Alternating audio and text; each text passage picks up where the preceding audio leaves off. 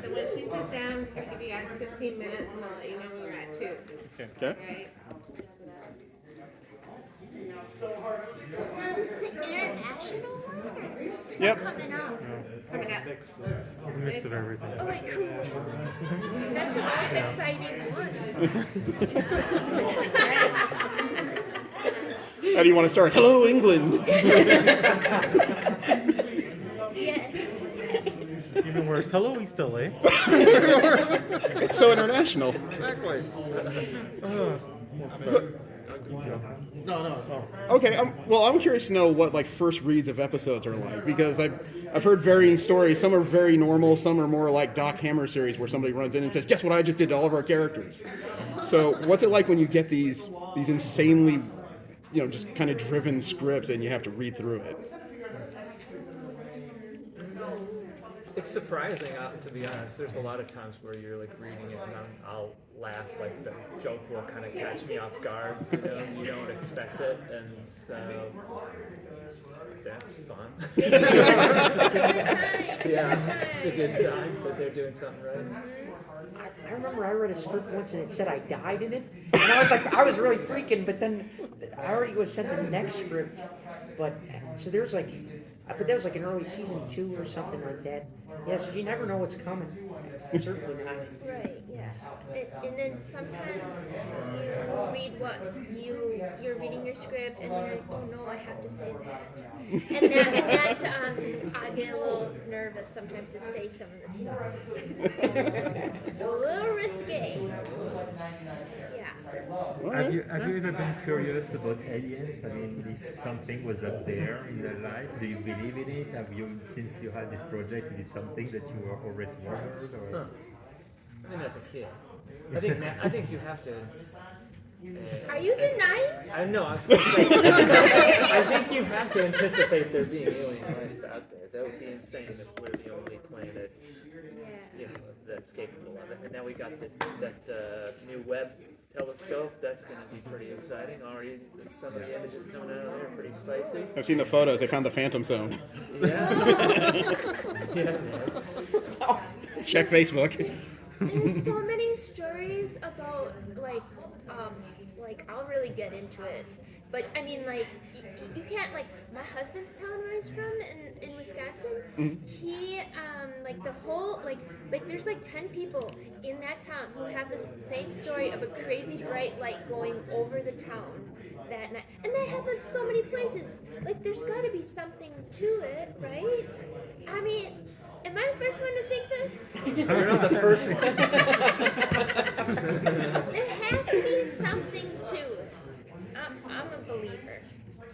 Well, like after watching our show, like when they introduce different species and things like that, it's kind of it makes me think in a different way. It's like, oh, that's what alien interaction could be like. But yeah, I guess I don't know.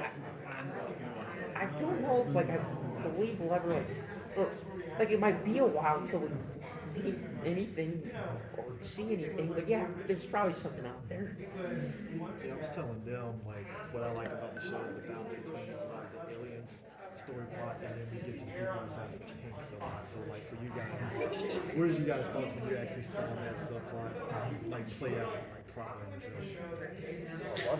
Yeah, big fan. Well, for me, I remember when I first read it, I was like, "Oh, that's a fun idea." I didn't realize it was going to become a whole storyline. Yeah, there multiple seasons. Yeah, season this, all right. And that's one of the coolest parts of the show, because they always just could change up the style each season. Yeah, this I think it was episode 7 of season 1, where none of us talked. I got a little worried, but I was like, oh, we still get paid? Okay, thank God. It's like a whole episode focused on them. And take on so we're not going to... I gotta admit, by season 2, I remember just watching episodes and thinking, this is fun.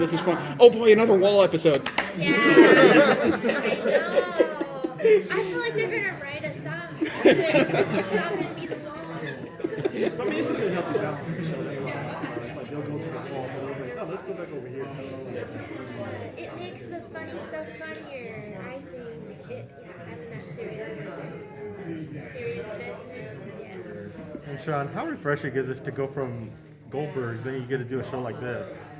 Because we've talked about the Goldberg so many times, but this is so different, so different. Yeah, that like it was definitely took some getting used to saying some of the things. And I remember like I'd pause like before saying some parts of the lines, but now I'm like getting used to it. And it's kind of like it's like always like oh, I get to say some. Now he's swearing all the time. I'm swearing all the time. It's pretty fun. But yeah, it's a different kind of character where I get to be kind of angry and attacking people. So yeah, definitely, it's nice to have the balance, I guess. Do you guys ever go in? Sometimes I'll go in a really crappy mood, and then I'm like so happy by the end of the session. I'm like, it's great therapy. It's a highlight. At any given day, there's a solar opposites voiceover record. It's gonna be a good one. Yep. I mean, how's it doing voice acting in comparison to doing like live action? A lot easier. Is it more pressure just behind camera than it is in I front of mean, camera? you can always just do different takes. You can have that in live action, but like there's so many other people waiting on you. There's like a crew and other actors, and it's just like with this, it's just you, a sound engineer, a director, and a producer, and they want you to like keep doing it again and again and again. So there's just more freedom, and then if you go off on some tangent, as long as it's funny enough, it works on the show, and they figure out how to animate it to it, it's in. If you've improv like that, has anybody ever come back and said, "Why are you making me do this?" Or No, we don't talk to the animators. They troll people. No. If anything, it's kind of fun. Like you watch it later on, and it'll be like a year later after you've recorded it, and you'll be like, "Oh wow, that made it in. I think I improvised that, but I mean, there's a lot of like Malcolm Gladwell like horny talk that's on the cutting room floor. Yeah, because I was like, this is hilarious. Let me go on a tangent here, but they chose some, but not all. so now you're making me think we're going to get something similar to the Rick and Morty judge scene suddenly show up on the internet. Oh god. Let's hope not. Can you talk a little bit about being here in Comic-Con? I was just wondering, what does it mean to you, and how does it feel to be an event like that being back in Comic-Con? It's kind of like a mecca for all things kind of nerdy, I suppose. And I don't mean that in a derogatory way. I mean like that in a totally celebratory way. You know, it's like last night I went to the Dungeons and Dragons kind of like tavern and was attacked by a dragon, you know? It's so insane, right? And it's kind of only here where it's not only that, but there's like 50 other things just like it kind of happening all at once. It's pretty sweet, and everybody like dresses up. And like I saw some guy dressed up as someone from the Elden Ring earlier today, and it was pretty cool. Yeah, Pumpkin Man head. Yeah, it's just cool. It's cool to see the viewers, right? Like it's just cool to see there's people excited about it. Yeah, they're our fans. Hopefully that's some sort of job security. Yeah. And we'll get to feel that more in the panel. You know, to see if the fans are actually like if they're real. Hopeful. Yeah.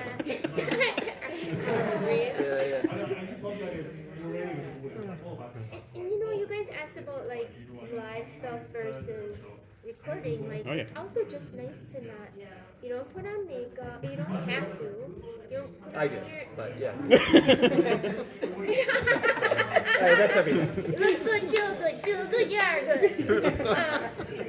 Oh man, I stink. I should have moved my arms. Oh no, I didn't. No. No, I smell so bad. Guys, I forgot deodorant today. So sorry. Then you're like half the people at the convention. It's fine. Yeah, and that's really nice. You're comfortable, you're relaxed, you can just be yourself and not, I mean, like, yeah, you don't care what you look like. That's awesome. How much of yourselves do you need to put into your roles to make them fun? That's a good question. I mean, what's neat about about it is they're kind of, I mean, they can be, like Terry's a departure from me. I'm like quiet and sad most of the time. My people. Yay, depression. And Terry's just this kind of like hang loose, like deep cuts, social references, kind of like slacker blabbermouth. Like, I don't know, it's fun to play. I mean, I basically go into the booth and yell for 3 hours, you know. It's cathartic in a way. Are you angrier after you're done playing Yumyulack? Like, do you get angrier? So, well, I'm trying to think. Sometimes it's like peace afterwards, because it's kind of like, I got it out, I guess. Yeah, I purged it out. Yeah, I don't know. I never thought Remulac was angry. He always just seemed energetic about everything. Yeah, that's true. I'm pretty energetic, so that's pretty much me, I guess. Okay. About things like murder and revenge. Yeah, love it. Some people's power fantasy is Superman. Other people,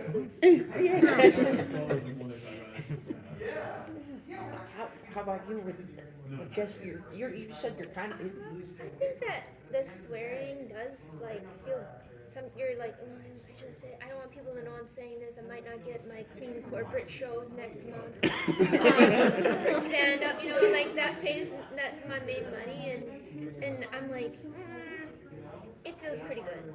Like to swear, it does. It's very freeing. So it does purge some of your negative emotions from the rest of the week. I feel like Jenny and Louise from Bob's Burgers should have a shouting match at some point. There would definitely be a sound engineer going, I gotta turn that down. Who's Louise? Who plays Louise? The bunny-eared girl on Bob's Burgers. Is it Kristen? Yes. Oh yeah, I know Kristen, so I would love for that to happen. But she's really fun. She came on to one of our public radio shows once, and I wrote the sketch for her, and I was like, oh gosh, she's so easy to write for. She's so talented and good. Yeah. She's great. Great person too. We're at 2 minutes. Okay.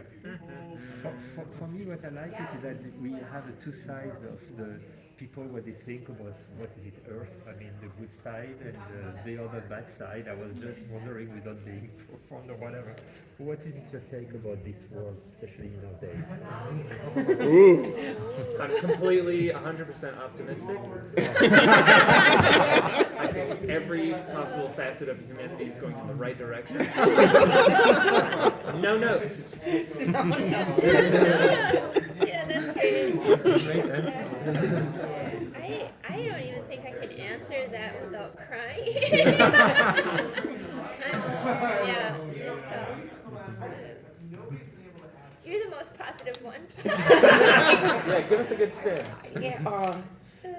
Well, what's the question? It's like, what's the view of how the world is It going? is for you, yes, because it's in this project is like you see two worlds. Some of them are very happy from the aliens to be found or to discover this world. Some of them are saying, oh, what is that? Well, So, I guess like how Solar shows both sides of it, like you're saying it, but it usually ends in something like a hug or like a family moment. Yes. That can still exist in any of the. I think that's like a good positive, I guess. And so, it's like they're like a sweet unit despite all the chaos. Yeah. Correct. Yeah. Thank you. Yeah, they do a good job of focusing on the relationships for sure. Positive part. Thank you so much.